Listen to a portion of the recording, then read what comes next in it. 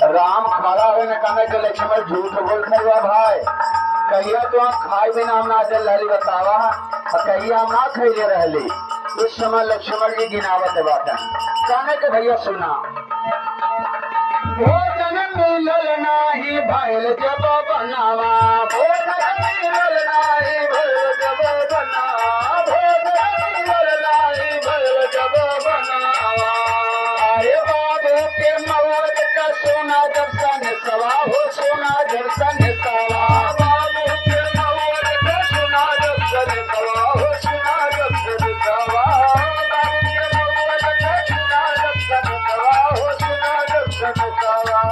कहने के पहले ना जब अयोध्या हमें छोड़ल गल बाबू माई के याद आवत रहल तो दिन ना कुछ खैला ना खाई बिना देहल और दूसरे दिन जब हमने वन में रहली कि सुनल गल कि बाबू स्वर्ग सिधार गई ने तो दिन भी कुछ खैली ना राम कहना 2 दिन तो हो गए लेकिन तीसरे दिन कहिया लक्ष्मण कहना भैया सुना छह दिन सिया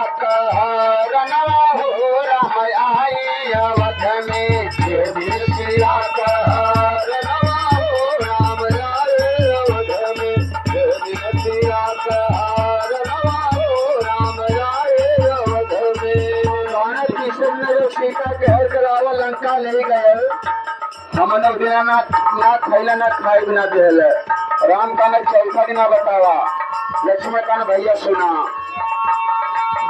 दिन जटायु का भैया हमारा नावा दिन जटायु का भैया हमारा नावा दिन जटायु का भैया हमारा नावा कहने चौथना जब जटायु तो हमने अंतिम संस्कार करल गए मुलाकात भइल दोनों भाई दुख में ना खाल गल राम काना 5वां दिन कहिया लक्ष्मण काना सुना याद करा बाली के मार है जब बनवा हो मार है जब बनवा याद करा बाली के मरला जब बनवा हो मरला जब बनवा याद करा बाली के मरला जब बनवा हो मरला जब बनवा दुखवा में बीत गई